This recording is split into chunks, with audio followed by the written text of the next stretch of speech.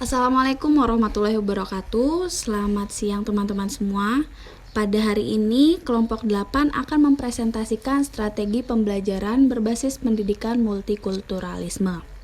Kelompok 8 beranggotakan Nurholis Fahroni, Dwi Tias Pramestia, Ahmad Imdadus Syahrochil. Pada presentasi siang hari ini, strategi pembelajaran berbasis pendidikan multikulturalisme akan membahas hakikat pendidikan multikulturalisme, pentingnya pendidikan multikulturalisme, dan praktik merancang strategi pembelajaran berbasis pendidikan multikulturalisme. Hakikat pendidikan multikulturalisme. Secara terminologi, pendidikan multikultural berarti proses pengembangan seluruh potensi manusia yang menghargai pluralitas dan heterogenitas sebagai konsekuensi keragaman budaya, etnis, suku, dan agama. Pengertian ini memiliki implikasi yang sangat luas dalam pendidikan karena pendidikan dipahami sebagai proses tanpa akhir atau proses panjang hayat. Multikulturalisme adalah sistem keyakinan dan perilaku yang mengakui dan menghormati kehadiran semua kelompok yang beragam dalam suatu organisasi atau masyarakat dengan mengakui sosial budaya mereka yang berbeda.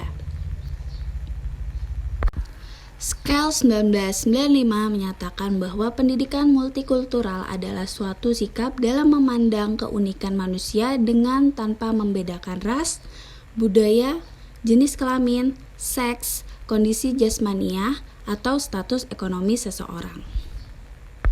Dalam konteks yang luas, pendidikan multikultural mencoba membantu menyatukan bangsa secara demokratis dengan menekankan pada perspektif pluralitas masyarakat di berbagai bangsa, etnik, kelompok budaya yang berbeda. Pendidikan berbasis multikultural didasarkan pada gagasan filosofis tentang kebebasan, keadilan, kesederajatan, dan perlindungan terhadap hak-hak manusia. Yang kedua, strategi pendidikan berbasis multikultural. Pilihan strategi yang digunakan dalam mengembangkan pendidikan berbasis multikultural antara lain yang pertama, strategi kegiatan belajar bersama atau cooperative learning digunakan untuk menandai adanya perkembangan kemampuan siswa dalam belajar bersama-sama mensosialisasikan konsep dan nilai budaya lokal dari daerahnya dalam komunitas belajar bersama teman. Nah, diharapkan nanti siswa itu mampu meningkatkan kadar partisipasinya dalam melakukan rekomendasi nilai-nilai lokal serta membangun cara pandang kebangsaan. Dari kemampuan ini, siswa memiliki keterampilan mengembangkan kecakapan hidup dalam menghormati budaya lain, toleransi terhadap perbedaan, akomodatif, terbuka, dan jujur dalam berinteraksi dengan teman yang berbeda suku, agama, etnis, dan budaya. Yang kedua, strategi pencapaian konsep atau konsep attainment digunakan untuk memfasilitasi siswa dalam melakukan kegiatan eksplorasi budaya lokal untuk menemukan konsep budaya apa yang dianggap menarik bagi dirinya dari budaya daerah masing-masing tentunya, dan selanjutnya menggali nilai-nilai yang terkandung dalam budaya daerah asal tersebut. Lalu yang ketiga, strategi analisis nilai atau value analysis difokuskan untuk melatih kemampuan siswa berpikir secara induktif dari setting ekspresi dan komitmen nilai-nilai budaya lokal, cara pandang lokal, menuju kerangka dan bangun latar pikir atau cara pandang yang lebih luas dalam lingkup nasional atau bisa dikata cara pandang kebangsaannya. Lalu yang keempat adalah strategi analisis sosial atau social investigation. Nah, pola pendidikan berbasis multikultural ini dilakukan untuk meningkatkan kesadaran diri siswa terhadap nilai-nilai perbedaan dan keberagaman yang melekat pada kehidupan siswa lokal sebagai faktor yang dekat atau sangat potensial dalam membangun cara pandang kebangsaan. Lalu yang ketiga, apa sih pentingnya strategi pendidikan multikultural? Nah, dengan adanya pendidikan multikultural dapat menanamkan rasa peduli terhadap sesama, menumbuhkan kesadaran akan pentingnya budaya, apalagi Indonesia merupakan negara yang kaya akan budaya.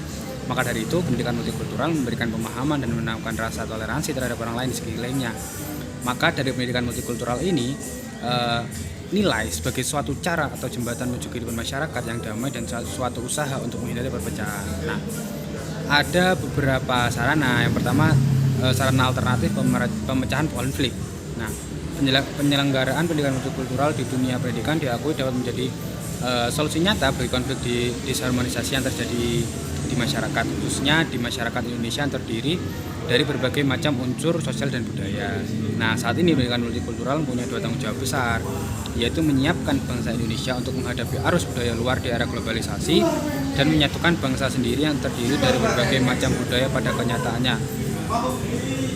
Nah, Pada kenyataannya pendidikan multikultural belum digunakan dalam proporsi yang benar, maka sekolah dan perguruan tinggi sebagai institusi pendidikan dapat mengembangkan kurikulum pendidikan multikultural. Nah, pemahaman mengenai toleransi di masyarakat masih sangat kurang nih. Penyelenggaraan pendidikan multikultural dapat dikatakan berhasil apabila terbentuk pada diri setiap peserta didik, yaitu sikap saling toleransi, tidak permusuhan, dan tidak berkonflik yang disebabkan oleh perbedaan budaya, suku, bahasa, dan lain sebagainya. Selanjutnya, nomor 2, agar peserta didik tidak meninggalkan akar budaya. Selain berbagai sarana alternatif pemecahan konflik, pendidikan multikultural juga signifikan dalam upaya membina peserta didik agar tidak meninggalkan akar budaya yang ia miliki sebelumnya. Saat ia berhubungan dengan realitas sosial, budaya di era globalisasi. Pertemuan antar budaya di era globalisasi ini bisa menjadi ancaman bagi peserta didik. Untuk menyikapi realitas tersebut, peserta didik tersebut hendaknya diberikan pengetahuan yang beragam, sehingga peserta didik tersebut memiliki kemampuan global, termasuk kebudayaan. Menurut Fuad Hasan, saat ini diperlukan langkah antisipasi terhadap tantangan globalisasi, terutama dalam aspek kebudayaan. Kemajuan ilmu pengetahuan dan teknologi dapat memperpendek jarak dan memudahkan adanya persentuhan antar budaya. Tantangan dalam dunia pendidikan kita saat ini sangat berat dan kompleks, maka upaya untuk mengantisipasinya harus dengan serius dan disertai solusi konkret. Jika tidak ditanggapi dengan serius, terutama dalam bidang pendidikan yang bertanggung jawab atas kualitas sumber daya manusia, maka peserta didik tersebut akan kehilangan arah dan melupakan asal budayanya sendiri. Nomor 3, sebagai landasan pengembangan kurikulum nasional pendidikan, multikultural sebagai landasan pengembangan kurikulum menjadi sangat penting apabila dalam memberikan sejumlah materi dan isi pelajaran yang harus dikuasai oleh peserta didik dengan ukuran dan tingkatan tertentu. Pengembangan kurikulum yang berdasarkan pendidikan multikultural dapat dilakukan berdasarkan langkah-langkah sebagai berikut. A. Mengubah filosofi kurikulum dari yang berlaku secara serentak seperti sekarang menjadi filosofi pendidikan yang sesuai dengan tujuan, misi, dan fungsi setiap jenjang pendidikan dan unit pendidikan. B. Harus merubah teori dengan konten yang mengartikannya sebagai aspek substansif yang berisi fakta, teori, generalisasi, menuju pengertian yang mencakup nilai moral, prosedur, proses, dan keterampilan yang harus dimiliki generasi muda. C. Teori belajar yang digunakan harus memperhatikan unsur keragaman sosial, budaya, ekonomi, dan politik. D. Proses belajar yang dikembangkan harus berdasarkan cara belajar berkelompok dan bersaing secara kelompok dalam situasi yang positif.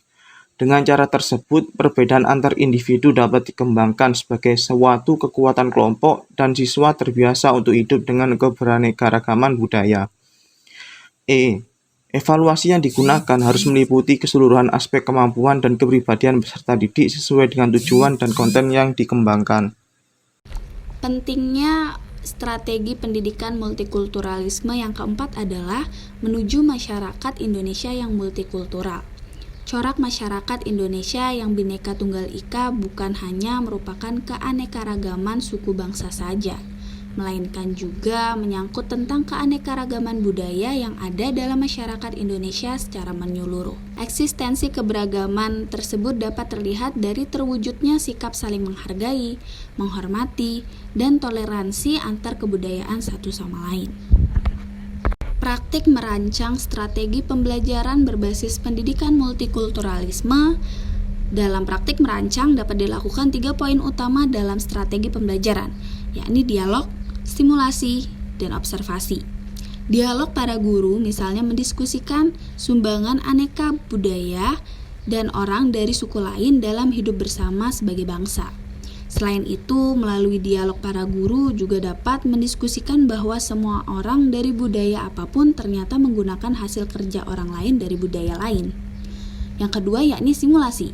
Melalui simulasi dan bermain peran, siswa difasilitasi untuk memerankan diri sendiri sebagai orang-orang yang memiliki agama, budaya, dan etnik tertentu dalam pergaulan sehari-hari. Dalam momen tertentu diadakan proyek kerjasama dalam melibatkan aneka macam siswa dari berbagai ras, etnik, budaya, agama yang beragam. Yang ketiga adalah observasi. Melalui observasi dan penanganan khusus, siswa dan guru difasilitasi untuk tinggal beberapa hari di tengah masyarakat multikultural. Para siswa diminta untuk mengamati proses sosial yang terjadi antara individu dan kelompok yang ada. Dengan menerapkan strategi pembelajaran tersebut, siswa diasumsikan akan memiliki wawasan dan pemahaman yang mendalam tentang adanya keberagaman dalam kehidupan sosial.